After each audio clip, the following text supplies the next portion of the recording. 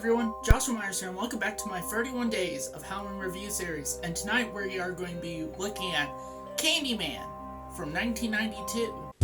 Have you ever heard of Candyman? Look in the mirror and say it once. Candyman. For fun. You don't believe all that nonsense anyway, do you? Say it again. Candyman.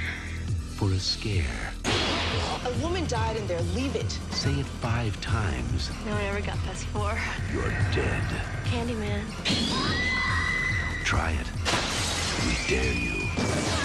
Candyman. Rated R. Now playing at a theater near you. Candyman stars Virginia Madison, Tony Todd, Alexander Berkeley, Casey Lemons, Vanessa Williams, and it's directed by Bernard Rose. The plot of Candyman is that student Helen Lyle learns of the terrifying local legend of the Candyman, a hooked serial killer who appears when you say his name in a mirror 5 times. Now, before getting on with the rest of the review, I would like to say is that, again, this is not a first-time watch. Definitely not a first-time watch. And also, too, this is the second time I have reviewed the movie. I've reviewed the movie originally, like, a long while ago. I forgot when, maybe 2019, maybe. Or maybe 2018, I don't know. Over on my main channel, Blood Moon Productions. That's when I was doing movie reviews over there. Now I have 2 separate channels for that. Blood Moon Talks Horror and Blood Moon Talks Cinema. And I've really been wanting to redo this movie. I want to recover it. I want to kind of give a bit more in-depth thoughts on the movie and kind of also update it to the current style that I have. So, yeah, I just thought this would be a great one to do, and let's get on to my review of Candyman. Ooh, where do I even start with the positives? Okay, I would say I would start with the cast. The cast here is so freaking good. I mean, let's start off. You got, honestly, I think a pretty good final girl in Virginia Madison, who plays Helen Lyle, the main character of the movie. She's a great final girl, and she also, Virginia Madison, gives off a great performance from, just, standard college student to, like, being, like, confused, scared, angry, upset. She does all ranges of emotion throughout this movie, and the movie really gets you to like Helen and feel really bad, like just even downright depressing. It gets, I'll just say without spoilers, it gets downright depressing for this character.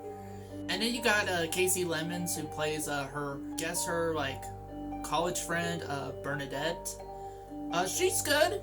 She's good. She's definitely, I wouldn't say she's the comic relief of the movie, but she definitely, it's kind of like teetering between comic relief and kind of one of the more uplifting characters in the movie. And then you have Alexander Berkeley, who plays Trevor, Helen's husband. And again, he does a great job with this as well.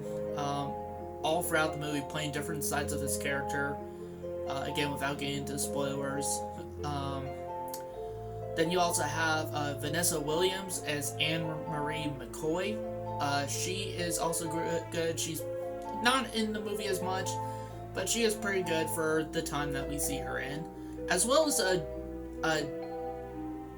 DeJuan Guy, I believe is how you pronounce his name, who plays Jake, the little kid in the movie.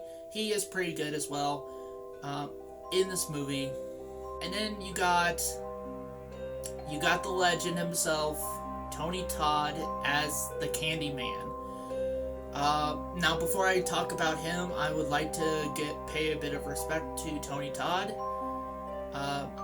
He was a great actor. I have met some actors personally, I've met them through conventions and that, but I never got to meet Tony Todd, and I almost had an opportunity to meet him, but at the time he was there, I hadn't seen any of his work, so I'm like, okay, well, what did I even talk to him about? So I wanted to wait until I saw some of his work.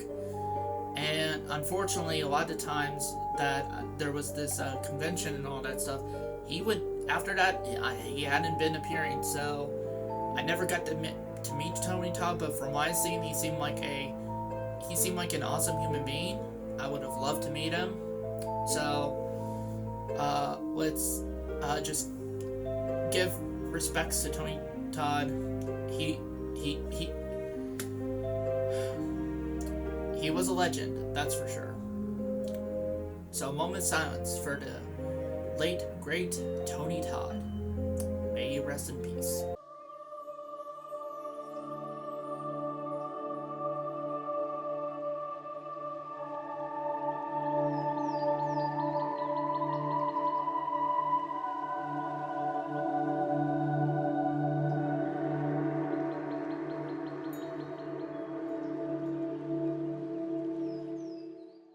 Okay.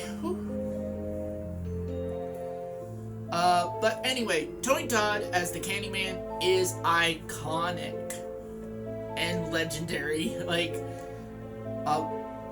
when I first saw this movie all the way back, the Candyman became one of my favorite horror icons for sure, and actually became a favorite of one of my friends. You may remember Abe. Candyman is also one of his favorites. And I think he wanted to, because I've been in the works of maybe doing a Candyman fan film.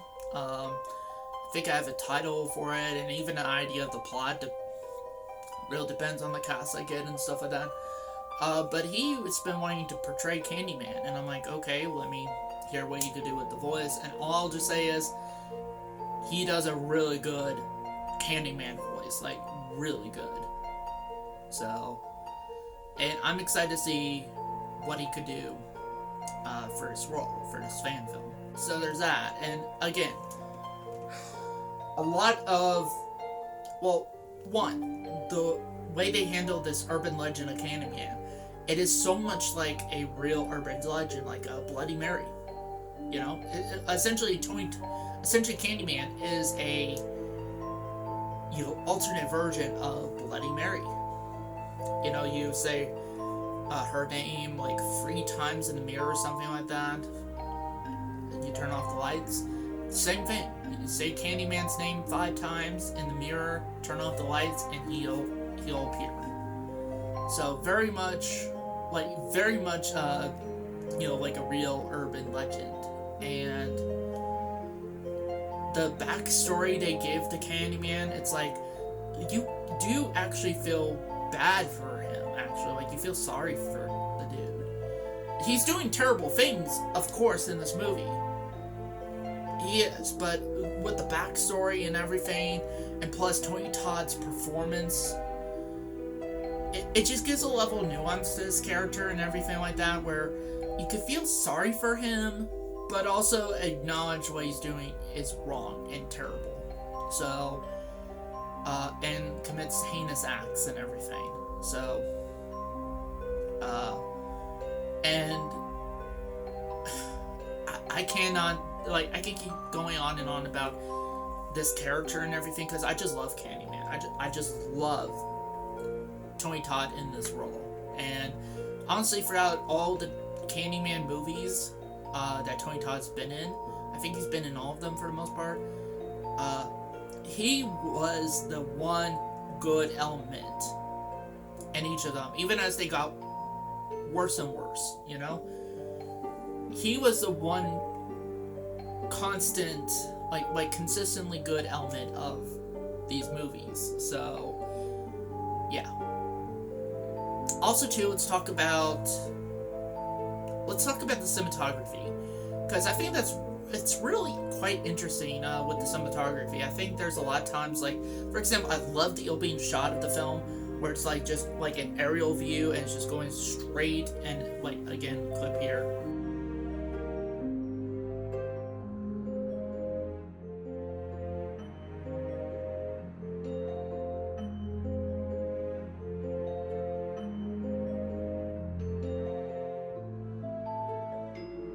like that, and it's playing the kind of gothic organ music that was composed by Philip Glass, which I will get to the music after this probably. And yeah, and there's other stuff too, and like just cool like that, just cool. Yeah. And speaking of music, let's talk about the music. Like I said, the music is composed by composer by Philip Glass, and the music is iconic as well. Definitely the opening titles theme is iconic.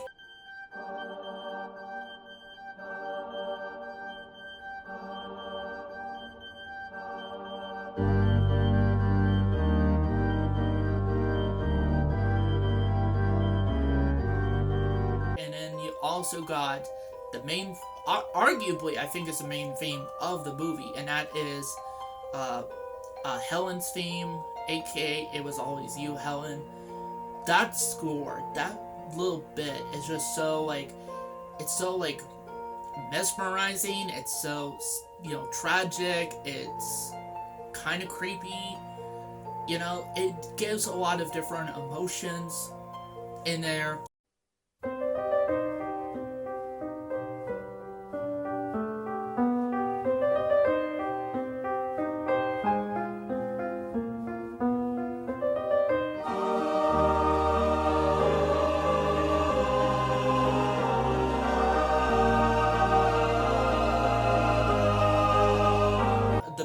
Awesome. I'd love to get the soundtrack if it's possible on vinyl.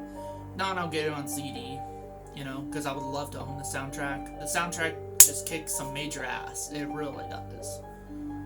Now let's also talk about the special effects. So like the practical effects, and this movie again has some really solid just effects in general. And there's some like cool moments. Like first of all, if you're into gore, this is another movie for you. It does get pretty gory, but it's not like, I don't think it's like in your face type of gory, I think, compared to some, like let's say something like the movie Hatchet, which I reviewed on my channel. That one is much more in your face type of gore.